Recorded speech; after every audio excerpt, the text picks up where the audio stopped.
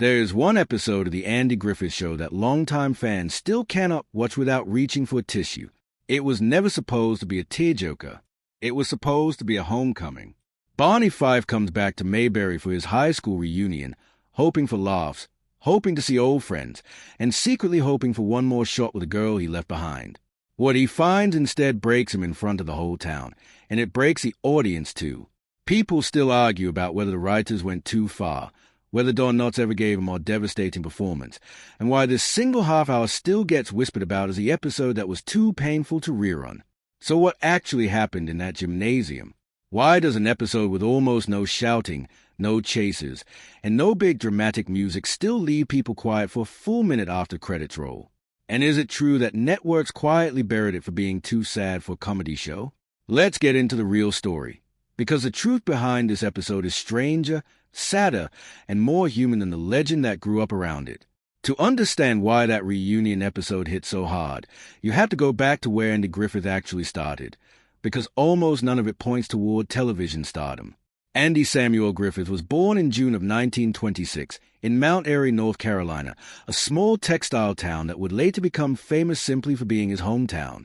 His parents, Carl and Geneva Griffith, did not have much. Money was tight enough in those early years that Andy spent time being cared for by relatives while his parents tried to get on their feet. When the family finally did get a home of their own, there was barely enough furniture to fill it. The story that has followed Andy Griffith for decades, and one his own family has confirmed over the years, is that his first bed as an infant was not a crib at all, but a dresser drawer his father fashioned into something a baby could sleep in. It is a kind of detail that sounds almost too humble to be true, but it captures exactly the world Andy grew up in. As a boy, Andy was quiet, a little shy, and very aware that his family did not have the money other families in Mount Airy had. He has said in interviews over the years that he often felt like he was on the outside looking in. Music became his outlet.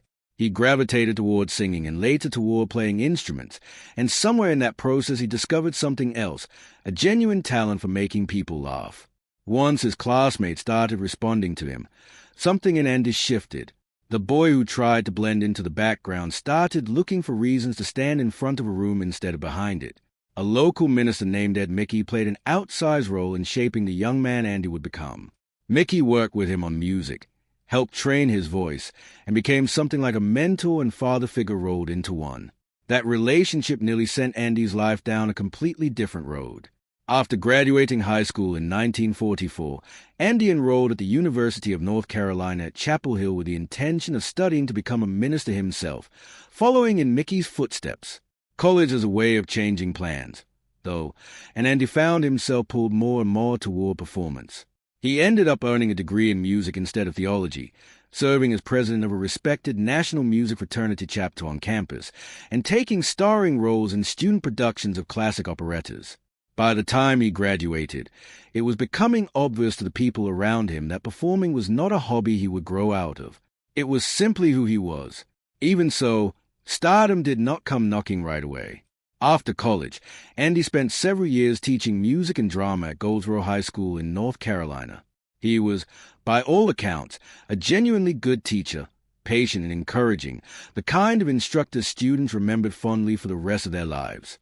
One of his students there, Carl Cassell, would go on to become one of the most recognizable voices in American public radio. During this stretch of his life, Andy also married Barbara Bray Edwards in 1949, and the couple later adopted 2 children together. Their marriage would eventually end in divorce more than 2 decades later, and the family would go through real heartbreak down the road, including the loss of their son Sam after a long struggle with addiction. But in the late 1940s and early 1950s, none of that had happened yet. Andy was simply a school teacher with a talent nobody outside his classroom knew about. That changed because of a comedy record, not a television show. In 1953, Andy recorded a monologue called What It Was Football, a folksy, rambling bit about a small-town preacher trying to make sense of the chaos of a college football game for the very first time. It was funny in a completely unforced way, full of the kind of homespun charm that Andy would become famous for, and it caught on in a way nobody expected. The record climbed into the national charts, reaching the top 10, and suddenly a school teacher from North Carolina had a real audience. That surprise hit opened doors that had never been opened to him before, first in television and then on Broadway. His breakout stage role came with No Time for Sergeants. After appearing in a television production of the story in 1955, Andy took the lead role of Will Stockdale to Broadway, playing a cheerful, guileless country boy who gets drafted into the Air Force and manages to confuse everyone around him without ever losing his good nature. Critics loved him. Audiences loved him even more. One reviewer at the time joked that Andy barely needed to open his mouth to win a crowd over. Simply walking onto the stage was enough. The performance earned him a Tony nomination in 1956. Though the award that year went to Ed Begley, he did walk away with the Theatre World Award for his Broadway debut, and it was clear the industry had a new talent on its hands.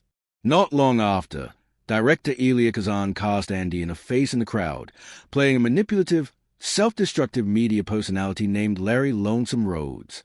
It was about as far from Andy's natural warmth as a role could get, and by his own admission it was one of the hardest performances of his career, especially in the film's darker, more explosive scenes. But it proved something important. Andy Griffith could do more than charm a room. He could act. When No Time for Sergeants was turned into a feature film in 1958, Andy reprised the role of Will Stockdale one more time, and that film introduced him to a young actor named Don Knotts. The two hit it off almost instantly, and that friendship would go on to become one of the most beloved partnerships in television history. But Andy's momentum hit a real snag not long after. His 1958 film Onionhead flopped hard with both critics and audiences, and the disappointment was enough to make Andy seriously question whether a Hollywood film career was ever going to work out for him. Rather than keep chasing movie roles, he made the decision to step back from Hollywood altogether, a choice that at the time looked like a retreat but turned out to be exactly the right move. Television was where Andy's career would truly take off, and it started almost by accident. He appeared in an episode of The Danny Thomas Show playing a small-town sheriff named Andy Taylor, a role designed as a backdoor pilot for a potential new series. What is interesting, and often forgotten, is how different that first version of the character was from the sheriff audiences would eventually fall in love with. In that pilot episode, Danny Thomas's character drives through Mayberry and accidentally runs a stop sign. Sheriff Taylor pulls him over, finds him, and when he realizes the driver is a wealthy entertainer, raises the fine even higher. When the furious visitor threatens to report him, he discovers Andy also happens to be the local justice of the peace, and when he tries a newspaper, he learns Andy edits that too. It is a much sharper, almost corrupt version of the character, using his small-town power for personal gain. Thankfully, by the time the actual series launched, the writers had softened Andy Taylor into the wise, fair, endlessly patient sheriff generations of viewers came to love, a widowed father raising his son Opie with help from Aunt Bee, guiding the eccentric resident of Mayberry with a calm hand and a well-timed joke. Behind the scenes, life on the Andy Griffith Show set was not always as peaceful as Mayberry looked on screen. Andy liked keeping the mood light between takes, and much of the cast enjoyed singing together, cracking jokes, and pulling harmless pranks. Frances Bayville, who played Aunt Bee, preferred a much more buttoned-up professional atmosphere, and she was not shy about showing her irritation with the horseplay. She and Andy reportedly clashed more than once over the years, and their relationship never fully warmed. Years after the show ended, when Andy and Ron Howard visited her at her North Carolina home hoping to reconnect, she turned him away at the door, a moment that reportedly left Andy genuinely hurt and confused. It was not until she became seriously ill much later that she reached out to make amends for the distance she had kept. The friendship that never wavered, though, was the one between Andy and Don Knotts. When the show began, Andy assumed he would naturally be the comedic center of the cast. It did not take long working alongside Knotts for him to realize that his friend had a gift for physical and verbal comedy that was simply on another level. Rather than compete for laughs, Andy made the choice to play the steady straight man, letting Barney Fife's nervous energy and big personality carry the comedy. That decision is a huge part of why the show worked as well as it did, and Andy later said that those first years working alongside Don Knotts were some of the happiest of his entire career. Ironically, that partnership nearly ended earlier than anyone wanted. Andy originally believed the show would run about 5 seasons and told Knotts as much, so Knotts signed on for a film contract elsewhere when he thought the show was wrapping up. When the network decided to keep the series going well past its 5th season, Knotts was already committed elsewhere, and Barney Fife shifted from full-time cast member to an occasional guest star. It is one of the more bittersweet footnotes in the show's history, a case of good planning meeting bad timing. Andy's own personal life during these years was more complicated than his warm on-screen persona suggested. His marriage to Barbara ended in divorce in 1972.